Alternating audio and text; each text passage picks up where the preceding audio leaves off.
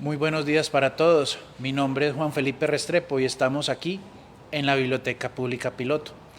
Hoy, con la cuarta sesión de la lectura de la obra de Mary Shelley, Frankenstein. En el episodio anterior estuvimos con los capítulos, o iniciamos el relato del Dr. Víctor Frankenstein, donde en el capítulo 1 y en el capítulo 2 de este fragmento explica cómo surgió su interés por la ciencia y cómo fue surgiendo su específico interés por derrotar a la muerte. Continuamos hoy con los capítulos 3 y 4, donde Frankenstein, el doctor Víctor Frankenstein, nos va a contar un poco más de cómo fue desarrollando su interés por estos temas científicos. Recuerden que en las ediciones anteriores nos mostraron todo el episodio que ocurrió en el Polo Norte, donde empezamos a ver, o nos empezaron a mostrar, a la abominación llamada Frankenstein. Entonces, sin más preámbulo, vamos a iniciar con el capítulo 3 del relato de Víctor Frankenstein. Espero que nos acompañen. Capítulo 3. Cuando conté 17 años, mis padres creyeron conveniente que prosiguiera mis estudios en la Universidad de Ingolstadt. Hasta aquel momento, yo solo había asistido a las escuelas de Ginebra y consideraron necesario para perfeccionar mi educación que trabara conocimiento con métodos pedagógicos distintos a los que eran habituales en nuestro país. Mi marcha se fijó para una fecha muy próxima, pero antes del día acordado, la primera desgracia de mi vida debía herirme cruelmente, presagiando, en parte, mis futuros sufrimientos. Elizabeth contrajo la escarlatina y la enfermedad se agudizó de tal forma que hizo temer un fatal desenlace. Habíamos tratado de convencer a mi madre para que no se aproximara al lecho de la enferma y ella había accedido, en principio, a nuestros ruegos, pero cuando supo que la existencia de su pequeña y querida hija corría peligro, no pudo soportar la angustia. Quiso atenderla con sus propias manos y, gracias a sus cuidados, la enfermedad fue vencida. Elizabeth se había salvado, pero la devoción que mi madre demostró le fue fatal. Cayó enferma a su vez. La fiebre era acompañada de síntomas alarmantes y era suficiente con mirar al rostro de quienes la cuidaban para comprender que debía guardarse lo peor. La grandeza de alma y la bondad de aquella mujer admirable no la abandonaron ni siquiera en su agonía. Unió mis manos y las de Elizabeth. Queridos hijos, musitó. Tenía puestas las mayores esperanzas en la posibilidad de que os unierais en matrimonio. Estas mismas serán ahora el consuelo de vuestro Padre. Elizabeth, querida mía, a ti te corresponde ocupar mi lugar y entregarte al cuidado de los pequeños. Ay, siento mucho dejaros. He sido tan feliz y me habéis amado tanto que me produce un gran dolor el saber que nunca más volveré a veros. Pero estas palabras no son las que corresponden a una buena cristiana. Es necesario que me disponga a afrontar la muerte con resignación y serenidad, esperando poder encontraros de nuevo en la otra vida. Y expiró dulcemente. Aún en la muerte, su rostro exteriorizaba el amor que nos había profesado. Es inútil que trate de describir los sentimientos que atormentan a quienes ven así destrozados por la más irreversible de las tragedias, los lazos que les son más queridos. Es sin duda muy largo el tiempo que debe transcurrir antes de que uno pueda hacerse con resignación a la idea de que nunca más volverá a ver al ser querido que día y noche había tenido a su lado y cuya vida parecía formar parte de la propia. Aceptar el fulgor de sus amados ojos se ha oscurecido para siempre, y que su voz, tan familiar y tan dulce, nunca más podrá ser oída. Semejantes pensamientos obsesionan durante los primeros días del luto, pero solo cuando el transcurso del tiempo expone claramente la implacable realidad de aquella pérdida, la pesadumbre se adueña del espíritu en toda su intensidad. ¿A quién no ha arrebatado un ser querido la helada mano de la muerte? Está por lo tanto de más que me extienda en consideraciones sobre un sufrimiento que todos hemos fatalmente experimentado alguna vez. Sin embargo, llega un momento en que el dolor pasa a ser una costumbre más que una necesidad, y entonces la sonrisa que sube a los labios, aunque parezca un sacrilegio, no puede ser disimulada mucho tiempo. Mi madre había muerto, pero nuestras ocupaciones seguían reclamándonos. Debíamos continuar nuestro camino junto a los demás y aprender a sentirnos felices de que fuera un solo ser querido el que nos hubiera arrebatado la muerte. Se puso de nuevo sobre el tapete la cuestión de mi partida a Ingolstadt, partida que los dolorosos sucesos habían retrasado. Conseguí, pese a todo, el permiso de mi padre para concederme algunas semanas de descanso. Me hubiera parecido que estaba cometiendo una profanación si, abandonando tan pronto el recogimiento de la casa enlutada, me lanzaba al torbellino de la vida. El pesar era algo nuevo para mí, pero esto no lo hacía más fácilmente soportable. No estaba dispuesto de ninguna manera a alejar con tanta rapidez aquellos seres queridos que todavía me quedaban y, sobre todo, no deseaba abandonar a mi dulce Elizabeth antes de que su dolor se hubiera mitigado un poco. De hecho, ella se esforzaba en ocultar sus sentimientos e intentaba asumir para con nosotros el papel de consoladora. Afrontaba valerosamente la situación y aceptaba con celo y grandeza de alma los deberes que ésta le imponía. Se consagró en cuerpo y alma a quienes llamaba tío y primos. Nunca estuvo tan hechicera como entonces, cuando nos ofrecía la luz deslumbradora de su maravillosa sonrisa. Olvidaba sus propios sentimientos al esforzarse en hacer más llevaderos los nuestros. La fecha de mi marcha llegó al fin.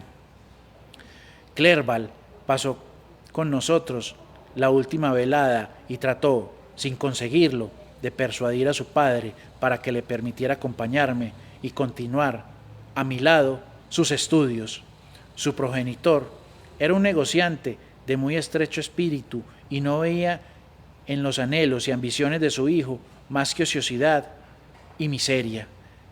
Henry experimentaba en lo más hondo la desgracia de ser privado de una educación liberal. No hablaba muy a menudo de ello, pero cuando lo hacía, yo podía leer en sus ojos la firme decisión de no dejarse encadenar a la rutina miserable de un comercio. Permanecimos juntos hasta muy tarde, sin osar alejarnos el uno del otro, ni pronunciar la palabra adiós. Sin embargo, era preciso decirse, y nos retiramos con la excusa de descansar convenientemente, creyendo cada uno de nosotros que liberaba así a los demás de una penosa carga. Pero cuando, al alba, bajé para tomar el coche que debía llevarme a Ingolstadt, todos estaban allí: mi padre para bendecirme, Clerval para estrechar mi mano por última vez y mi Elizabeth para repetir sus recomendaciones de que escribiera a menudo y para prodigar de nuevo la dulzura de su presencia femenina a su camarada, compañero de juegos. Me dejé caer sobre el asiento del vehículo y, Mientras me iba alejando hacia mi nuevo destino, me entregué a los más melancólicos pensamientos. Ahora estaba solo. Yo, que siempre me había visto rodeado por amigos llenos de ternura, cuya principal preocupación era procurar a quienes estaban a su lado la mayor alegría posible. En la universidad tendría que crearme yo mismo los amigos y cuidar de mi propia protección. Hasta aquel instante mi vida, esencialmente familiar, había sido maravillosamente ordenada y esto me hacía experimentar una invencible repugnancia hacia una nueva existencia.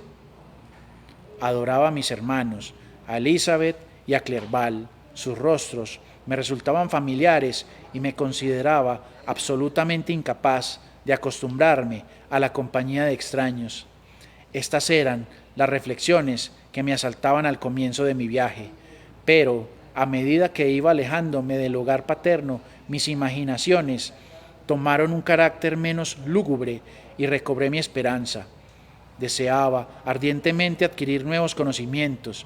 Me había repetido a menudo que sería lamentable permanecer toda mi juventud encerrado en el mismo lugar y aspiraba a descubrir el mundo y a conquistar un sitio en la sociedad. Ahora mis deseos se estaban llevando a cabo y resultaría inconsecuente lamentarme por ello. Tuve mucho tiempo para pensar en todas estas cosas y en muchas más. Durante el largo y fatigoso camino pude ver, por fin, el alto campanario blanco de la iglesia de Ingolstadt y, al llegar a mi destino, descendí del carruaje y fui conducido a mi solitaria habitación con el fin de que pasara allí la noche. A la mañana siguiente envié mis cartas de recomendación y visité a los principales profesores. El azar, quizá sería mejor decir, una influencia maléfica, el ángel de la destrucción que me hizo sentir su poder omnipotente desde que, a pesar mío, abandoné el lecho familiar. Me condujo, en primer lugar, al señor Krempe, profesor de filosofía natural. Era un individuo de modales groseros, pero gran conocedor de los secretos de su ciencia. Me hizo algunas preguntas referentes a mis conocimientos en las distintas ramas científicas que guardan alguna relación con la filosofía natural. Respondí con indiferencia y, desdeñosamente, cité los nombres de mis alquimistas como el de los principales autores cuyas obras había estudiado. El profesor, contemplándome atentamente, preguntó: ¿realmente ha dedicado su tiempo a semejantes estupideces? Y cuando le respondí con una afirmación, prosiguió vivamente: todos los minutos, cada uno de los segundos que usted ha malgastado ante esos libros están ya irremisiblemente perdidos. Ha acumulado en su memoria un montón de teorías periclitadas y de nombres inútiles. Dios santo, ¿en qué país vive usted para que nadie se haya tomado la molestia de decirle que las fantasías que tan concienzudamente ha estudiado tienen ya 1000 años de antigüedad y que son tan absurdas como viejas? Jamás hubiera podido creer que descubriría en nuestro científico a un anacrónico discípulo de Alberto el Grande y de Paracelso.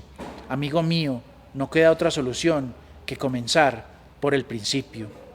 Y al decirme esto, me entregó una relación de obras sobre filosofía natural que me aconsejaba leer. Luego me despidió, no sin haberme anunciado que a principios de la siguiente semana daría una serie de conferencias sobre filosofía natural, examinada desde sus más diversos aspectos, y que uno de sus colegas, el señor Waldman, hablaría a su vez de química, alternando sus respectivas disertaciones. Regresé a casa sin sentirme muy desanimado, pues como ya he dicho, hacía un tiempo que consideraba a los autores desaprobados por el profesor como carentes del menor interés y no tenía ninguna intención de volver a interesarme en su estudio. El señor Krempe era un hombre pequeño y panzudo, de voz ruda y desagradable, todo lo cual no me impedía precisamente a intentar congraciarme con él. Es posible que haya expuesto de forma demasiado filosófica y radical las conclusiones que sobre él saqué algunos años más tarde. En mi infancia, los resultados prometidos por los modernos adeptos a las ciencias naturales no me habían satisfecho. Con una confusión de ideas que debe ser atribuida a mi extremada juventud y a la carencia de guía en mis estudios, recorrí trancas y barrancas las etapas del conocimiento y comparé las investigaciones de los descubridores modernos a las quimeras de los olvidados alquimistas. Cada vez sentía un mayor desprecio por la tesis de la moderna filosofía natural. Qué distinto sería si los científicos se dedicaran a la búsqueda de los secretos, de la inmortalidad y del poder. Estas notas, aunque sin valor real, estaban llenas de grandeza, pero, ¡ay!, todo había cambiado. La ambición de los investigadores para limitarse a la aniquilación de las expectativas sobre las que reposaba todo mi interés por la ciencia. Se me proponía, en resumidas cuentas, trocar los sueños de infinita grandeza por realidades de mediocre valor.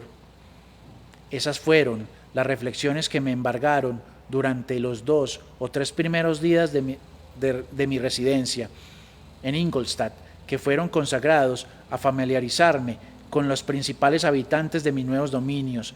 Pero a comienzo de la semana siguiente recordé que el señor Krempe me había hablado de sus conferencias y, pese a que no me apetecía escuchar al fatuo hombrecillo mientras pronunciaba sus juicios ex cátedra, recordé también al señor Waldman, a quien no había podido visitar porque hasta aquel momento había permanecido fuera de la ciudad. Por curiosidad y porque no tenía nada mejor que hacer, me dirigí a la sala de conferencias en la que el señor Waldman hizo pronto su entrada. Era muy diferente de su colega, aparentaba unos 50 años y todo en él indicaba una gran benevolencia. Sus sienes estaban ligeramente plateadas, pero el resto de su cabello seguía siendo absolutamente negro. Era bajo de estatura, pero se mantenía firme y erguido, y tenía la más dulce voz que nunca haya escuchado en un hombre. Comenzó su disertación haciendo un breve resumen histórico de la química y de los distintos descubrimientos debidos a los sabios, cuyos nombres más eminentes citaba con admirado fervor. Dio a renglón seguido un sumario repaso al estado actual de esta ciencia, aclarando algunos conceptos esenciales y entregándose luego a una serie de experimentos preparatorios. Al terminar, hizo el panegírico de la química moderna en sus términos que jamás podré olvidar. Los antiguos maestros de esta ciencia, dijo, prometían lo imposible sin conseguir nada. Los científicos modernos prometen poco, saben que los metales no pueden ser transmutados y que el elixir de la vida es una quimera. Sin embargo, estos filósofos, cuyas manos parecen servir tan solo para hurgar en la suciedad y manejar el microscopio o el crisol, han conseguido auténticos prodigios. Se introducen en las profundidades de la naturaleza y averiguan sus secretos motores. Han descubierto el firmamento, el principio de la circulación sanguínea y la composición del aire que respiramos. Han logrado poderes nuevos y casi ilimitados. Dominan el rayo, determinan los terremotos y descubren algunas veces aspectos del mundo invisible. Estas fueron las palabras del profesor, o mejor dicho, este fue el mensaje que el destino enviaba para mi destrucción. Mientras terminaba su conferencia, tuve la sensación de que mi espíritu se hallaba repentinamente frente a un enemigo palpable. Todos los resortes que accionan el mecanismo de mi cuerpo fueron sacudidos uno a uno, hicieron vibrar cada una de las cuerdas de mi sensibilidad. Pronto no hubo en mi espíritu más que un solo pensamiento, un deseo, una meta. Mucho se ha logrado, clamaba mi alma. Pero tú lograrás más, mucho más, siguiendo las huellas de aquellos que habían precedido y superándolas. Sería un explorador comprometido en el descubrimiento de nuevas rutas. Estudiaría las fuerzas desconocidas todavía y revelaría al mundo los más secretos misterios de la creación. Aquella noche no pude cerrar los ojos. Mi ser más íntimo se encontraba en ebullición, presa de la más viva agitación.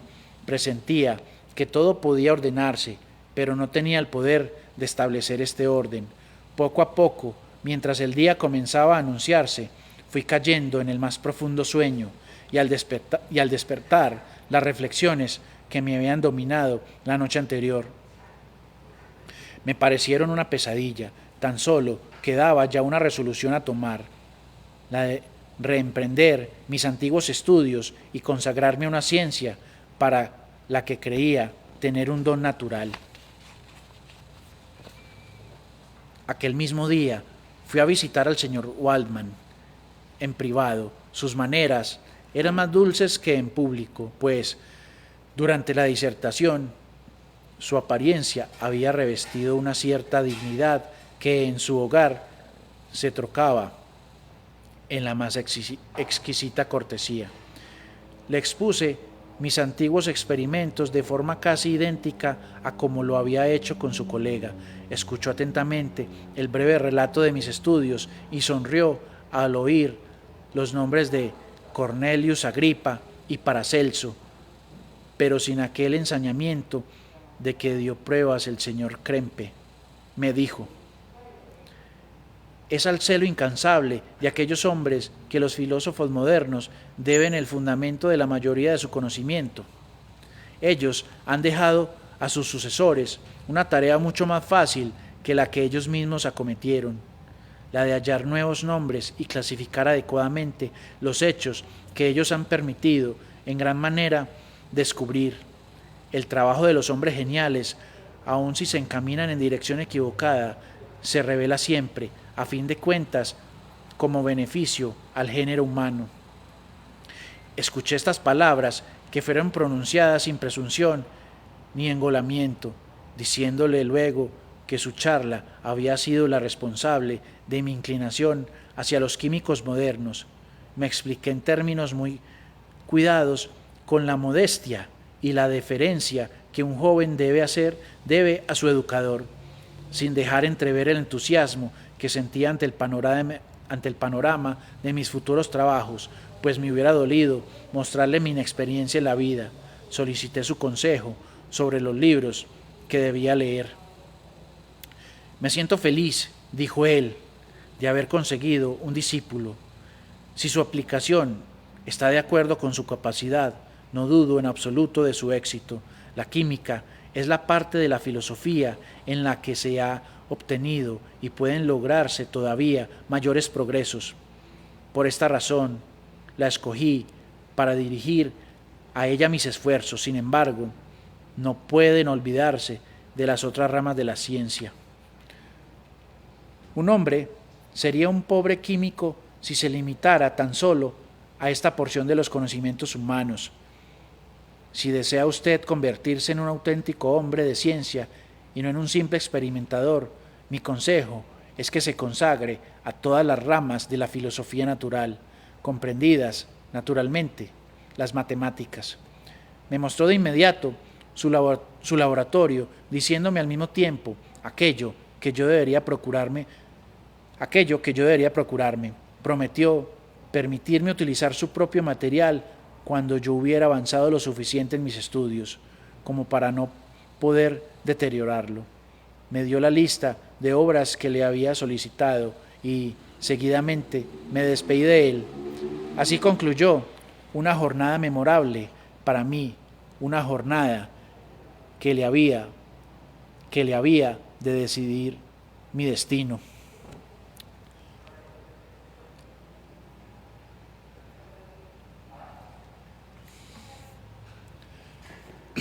Capítulo 4.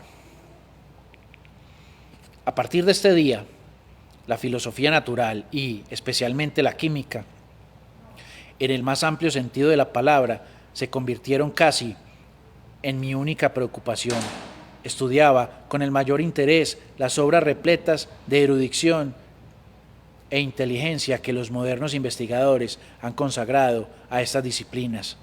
Asistía asiduamente a conferencias y visitaba con frecuencia a los profesores de la universidad. Incluso llegué a describir en el señor Krempe una buena dosis de sentido común y una sólida cultura que sus rasgos y sus desagradables maneras me habían impedido apreciar al comienzo de nuestra relación. Hallé en el señor Waldman a un verdadero amigo. Su cortesía estaba siempre exenta de dogmatismo y enseñaba en un tono de franqueza y amabilidad desprovisto por completo de pedantería. Él alentó de 1000 modos distintos mi acceso al saber y supo aclararme y presentarme con sencillez las más abstrusas investigaciones. Al comienzo, mi aplicación fue muy irregular, pero se fue consolidando a medida que adelantaba mis estudios, hasta que fui tan asiduo y aplicado que, a menudo, los fulgores del amanecer me sorprendían trabajando aún en el laboratorio.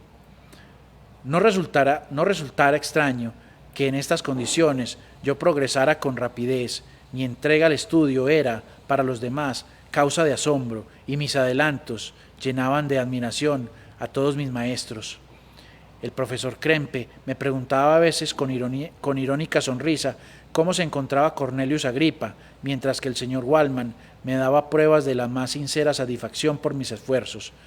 Pasaron de este modo 2 años, en el transcurso de los cuales nunca regresé a Ginebra, ya que estaba entregado por entero a las investigaciones y a los descubrimientos que pensaba llevar a cabo. Quien no haya experimentado la irresistible atracción de la ciencia no podrá comprender su tiranía. En otros terrenos es posible avanzar hasta donde lo hicieron quienes nos precedieron y, una vez llegado a este punto, no queda ya nada que aprender en la investigación científica. Por el contrario, siempre existe materia para nuevos descubrimientos y nuevas maravillas. Una inteligencia normalmente dotada, que siga con esfuerzo y aplicación determinados estudios, llegará a adquirir en el transcurso del tiempo una competencia notable en su especialidad. También yo, que me afanaba sin cesar en la consecución de una única meta y que estaba entregado por completo a esta investigación, progresé con tanta rapidez que al finalizar estos 2 años había conseguido ya algunos descubrimientos encaminados a la mejora de ciertos instrumentos químicos que me valieron el aprecio y una cierta dosis de admiración en los círculos universitarios. Cuando llegué a este punto y ya había asimilado tanto la teoría como la práctica de todo aquello que podía aprender sobre la filosofía natural en la Universidad de Ingolstadt, me dije que prolongar mi permanencia en esta ciudad no me permitía adelantar en mis estudios. Quería regresar junto a los míos, a mi ciudad natal, cuando se produjo un incidente que me hizo olvidar, por el momento, este proyecto. Uno de los fenómenos que más vivamente me había interesado era la composición de la estructura humana y la de todos los animales vivos. Me preguntaba al respecto de dónde debía proceder el origen de la vida, delicada cuestión que siempre había sido considerada como un misterio insondable. Sin embargo, es tan grande el número de las cosas cuyo secreto habíamos descubierto, a poco que las hubiésemos estudiado, si la negligencia y una cierta cobardía no vinieran a inutilizar nuestros esfuerzos. Yo había reflexionado sobre estas cuestiones, terminando por decidir que consagraría preferentemente mis estudios a las ramas de la filosofía natural que tuvieran relación con la fisiología. Si no me hubiera animado un fervor sobrehumano, esa clase de estudios me hubiera parecido un extremo fatigoso, casi insoportable, para hallarme en condiciones de penetrar en los secretos de la vida. Tuve que comenzar por introducirme en los estudios de la muerte. Me familiaricé con la anatomía, pero esto no era suficiente. Tuve también que investigar en la descomposición natural y en los procesos de corrupción del cuerpo humano tras el fallecimiento. Al educarme, mi padre había procurado que mi espíritu no sintiera temor al horror de lo sobrenatural. No recuerdo que nunca me haya hecho temblar una fábula inspirada por la superstición, ni que haya temido a la aparición de un espectro. La oscuridad no provocaba ningún trastorno en mi imaginación, y un cementerio no era a mis ojos más que el reducto donde reposaban los cuerpos privados de la vida, que, tras haber poseído fuerza y belleza, eran ya pasto de los gusanos. Para poder examinar las causas y las etapas de la descomposición, me vi forzado a permanecer días y noches enteros en los panteones y las tumbas, concentrando así mis pensamientos en las cosas que más repugnan a la delicadeza de los sentimientos humanos. Contemplé cómo la belleza corporal del hombre iba perdiéndose poco a poco, aproximándose a la nada. Vi cómo la corrupción de la muerte reemplazaba al estallido de la vida. Descubrí cómo los gusanos se nutrían de órganos tan maravillosos como los ojos y el cerebro. Me apliqué a estudiar e investigar con todo detalle el proceso de la transformación que tiene lugar en el tránsito de la vida a la nada o de la nada a la vida. Hasta que un día, en el interior de mis tinieblas, una luz iluminó de pronto mi espíritu, una luz tan viva, maravillosa y, sin embargo, de tan sencilla explicación que me sentí atrapado en el vértigo de las perspectivas que se presentaban ante mí. Me admiró el hecho de que fuese yo, un recién llegado, quien encontrara la clave de tan extraordinario secreto en cuya búsqueda tantos hombres de gran inteligencia habían fracasado. Recuerde usted que no le estoy narrando las fantasías de un loco. Lo que digo es tan cierto como el sol que brilla en el cielo. Sin duda, algún milagro pudo hacer posible mi descubrimiento, pero las etapas que recorrí en mi investigación fueron determinadas sistemáticamente y simplemente estuvieron situadas dentro de lo verosímil. Tras jornadas enteras de inimaginable trabajo, había logrado, al precio de una fatiga insoportable, penetrar en los secretos de la generación y de la vida. Que digo, mucho más todavía, era ya posible para mí dar vida a una materia inerte. Este es un punto también ya clave. Aquí ya vemos para dónde él apunta y qué es lo que va a pasar finalmente con esta historia. Aquí él ya ha descubierto que es posible de alguna manera volver de la muerte. Vamos a continuar con el capítulo. La estupefacción que experimenté en principio se troncó muy pronto en entusiasmo después del mucho tiempo que había dedicado a penosos trabajos. El hecho de conseguir de pronto la absoluta realización de mis esperanzas era el más bello resultado que me hubiera atrevido a soñar. Mi descubrimiento era de tanta trascendencia, tan sensacional, que olvidé la larga serie de vacilaciones que poco a poco me había asaltado en mi camino para tomar en cuenta más que el éxito final, lo que tras la creación del mundo era el objeto de estudio y la investigación de los hombres más sabios, estaba ahora a mi alcance. No sería correcto deducir, sin embargo, que todo había conseguido en un abrir y cerrar de ojos, como en un juego de ilusionismo. Los datos que había obtenido tenían la virtud de conducir mis investigaciones hacia la consecución de mi objetivo, pero no eran todavía la meta final. Me sentía igual al árabe que, enterrado junto a los muertos, halló un pasadizo que le permitió salir de nuevo a la vida sin tener para guiarse más que una luz casi imperceptible y apenas suficiente. Veo, por el interés que muestra usted y por el asombro y la expectativa que se lee en sus ojos, que espera de mí la revelación de tal secreto. Esto es del todo imposible. Oiga con paciencia el relato de mi historia y comprenderá entonces que estoy obligado a guardar a este respecto un absoluto silencio. No quiero conducirle, entusiasta e indefenso, a la destrucción y a la más irremediable de las miserias. Aprenda, pues, si no de mis consejos, al menos de mi ejemplo, lo penoso que resulta adquirir ciertos conocimientos, y cuando más dichoso es el hombre que considera su pueblo natal como centro del universo, que aquel que desea ser más grande de lo que su naturaleza le permite. Al darme cuenta del extraordinario poder que tenía en mis manos, medité largo tiempo en la forma de usarlo. Aunque estuviese dispuesto a dar la vida, no me ocultaba que la fabricación de un organismo apto para recibirla, con sus complicados resortes, sus nervios, sus músculos y sus vasos sanguíneos, representaba un sinnúmero de dificultades y un enorme trabajo. Ignoraba, en principio, que debía intentar la creación de un ser semejante a mí o bien la de un organismo más simple. Sin embargo, mi imaginación estaba en exceso enfebrecida por mi éxito inicial,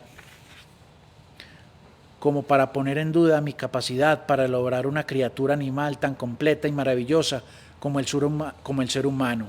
Los materiales que estaban a mi alcance apenas sí parecían adecuados a tan difícil tarea, pero no dudé de que podría llevarla a buen término. Ciertamente esperaba numerosos fracasos y sabía que muchas veces mis tentativas se hallarían en peligro e incluso que, a fin de cuentas, podía suceder que mi obra se revelara imperfecta. Pero cuando consideraba la perfección que día tras día se lograba en el dominio científico y mecánico, me sentía autorizado a esperar que mis experimentos actuales pusieran como mínimo los fundamentos de un éxito futuro. Jamás creí que la amplitud y complejidad de mi proyecto fueran argumentos válidos para probar la imposibilidad de su consecución. Imbuido de este estado de ánimo, me lancé a la creación de un ser humano.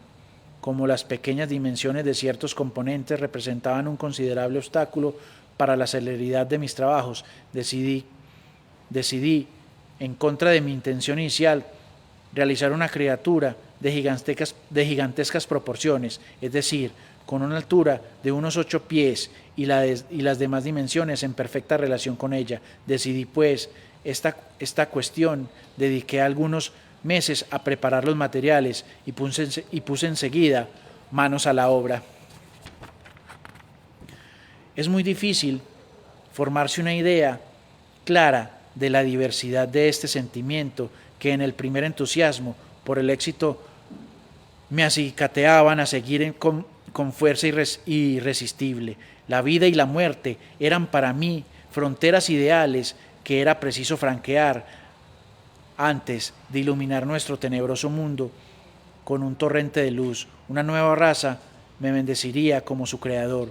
Cuántas existencias felices y hermosas me debería la naturaleza.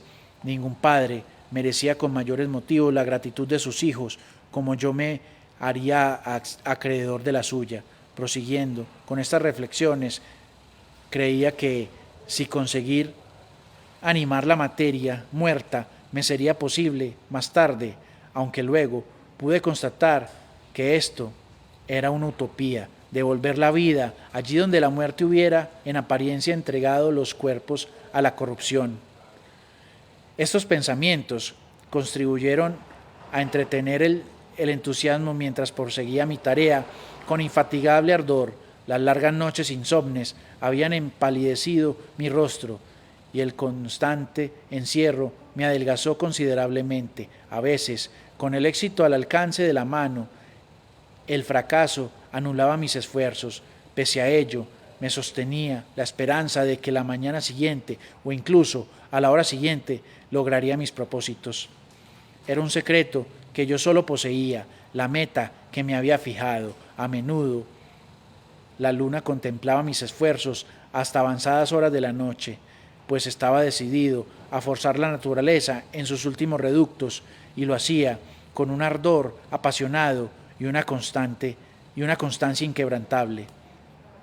Nadie podrá nunca imaginar el horror de mi trabajo llevado a cabo en secreto, moviéndome en la humedad de la oscuridad de las tumbas o atormentando a un animal vivo al intentar animar la materia inerte. Ahora, solo con recordarlo, siento que me posee el espanto y que todos mis miembros se estremecen, pero en aquel entonces Un empuje irresistible y casi frenético me animaba. Era como si hubiera perdido el sentido de todo lo que fuera mi triunfo final. En realidad, no se trató más que de un pasajero periodo de tránsito. Y cuando los estímulos externos dejaron de actuar, reencontré mi antigua sensibilidad. Recogí los huesos en los osarios y violaba con mis sacrílegos dedos los extraordinarios secretos de la naturaleza humana. Había instalado un laboratorio, o mejor dicho, una celda destinada a mi inmunda creación. En una estancia aislada en la parte más alta del edificio y separada de las demás habitaciones por una galería y por un tramo de escaleras. Tenía la impresión de que cuando me entregaba a mis odiosas manipulaciones, los ojos salían de mis órbitas. La sala de disección y el matadero me proporcionaban la mayor parte de los materiales y, frecuentemente, la sensibilidad de mi naturaleza humana me hacía volver con disgusto el rostro ante mi trabajo. No obstante, impedido por un creciente ardor, proseguía mi tarea. Los meses veraniegos transcurrieron mientras me consagraba a la consecución de mi único objetivo. El estío era soberbio. Jamás los campos habían producido tan abundantes cosechas ni las cepas tan buenos caldos, pero mis ojos permanecían insensibles a los encantos de la naturaleza, las mismas razones que me hacían olvidar lo que me rodeaba. Me forzaba a negligir mi correspondencia con los seres queridos, alejados de mí tantas leguas y quienes no habían visto desde tanto tiempo, que no había visto tanto tiempo atrás. No ignoraba que mi silencio debía inquietarles y tenía siempre en la memoria las palabras que dijo mi padre al despedirme. Sé que mientras estés contento de ti mismo, pensarás en nosotros con cariño y recibiremos regularmente tus noticias, pero perdóname que te diga esto. Consideraré cualquier fallo en tu correspondencia como señal inequívoca de que has negligido también tus restantes deberes. Sabía perfectamente lo que mi padre debía sentir, sin embargo, no podía apartar mi pensamiento de la tarea que estaba llevando a cabo, odiosa, es verdad, por su naturaleza, pero que había logrado dominarme por completo. Deseaba verdaderamente arrinconar todo lo que pudiera referirse a mis afectos, en tanto que no llegara a alcanzar por entero los fines que me había propuesto. Pensaba entonces que mi padre sería muy injusto si culpaba de mi negligencia a algún vicio o a la comisión de cualquier falta, pero ahora me doy cuenta de que tenía razón al decirme que un silencio de mi parte indicaría que yo estaba libre de culpa. Para aproximarse a la perfección, un hombre debería conservar siempre la calma y la tranquilidad de espíritu, sin permitir jamás que ésta fuera turbada por una pasión o un deseo momentáneo. No creo que la búsqueda del saber sea una excepción a esta regla. Si el estudio al que uno se consagra puede llegar a destruir su gusto por los placeres sencillos que no pueden ser mixtificados, entonces ese estudio es indiscutiblemente negativo. Es decir, no es conveniente a la naturaleza humana si hubiéramos siempre observado esta norma, si jamás un ser humano se hubiera permitido, por el motivo que fuese, comprometer la causa de sus afectos domésticos. Grecia no hubiese caído en la esclavitud. Grecia no hubiese caído en la esclavitud. César habría salvado su país. América se hubiera descubierto más pausadamente y los imperios de México y de Perú no hubieran sido destruidos. Pero observo que estoy moralizando en el momento más interesante de mi narración y leo a sus ojos una invitación a proseguirla. En sus cartas mi padre nunca me reprochaba nada, no hacía más que veladas alucinaciones a mi silencio y me preguntaba cuáles eran mis ocupaciones con mucha mayor insistencia de la que antes había demostrado. Invierno, primavera y verano transcurrieron mientras estaba consagrado a mi trabajo, pero tanto me absorbía esto que no vi cómo se abrían las flores, ni contemplé los pequeños brotes que lentamente iban transformándose en hojas, espectáculo que en otro tiempo me llenaba siempre de alegría. Aquel año las hojas se secaron antes de que mi trabajo se aproximara a su fin. A cada día que pasaba obtenía nuevamente pruebas de mis progresos. Pese a ello, mi entusiasmo estaba dominado por la ansiedad. Tenía el aspecto de un hombre condenado a trabajos forzados en el interior de una mina o a cualquier otra ocupación insalubre, más que el de un sabio dedicado a sus investigaciones favoritas. Cada noche sufría accesos de fiebre y los nervios me poseían. Un día pude observar que las hojas comenzaban a caer. Huía de mis semejantes como un asesino y algunas veces me horrorizaba al apercibirme de la ruina en que me había convertido. Únicamente mi tenaz voluntad seguía sosteniéndome. Por fortuna, mis trabajos se acercaban a su término y yo me decía que, en cuanto hubiera finalizado, el ejercicio y las distracciones tendrían la virtud de devolverme rápidamente a la normalidad. Me prometía entregarme de buen grado a ello. Bueno, aquí finalizamos el capítulo cuarto y ya podemos ver los avances que Víctor Frankenstein empieza a conseguir para lograr su cometido. Ya vimos que él encontró la forma de arrebatarle a la muerte su eterno dominio. Vamos a ver en la próxima sesión qué nos trae el capítulo número 5.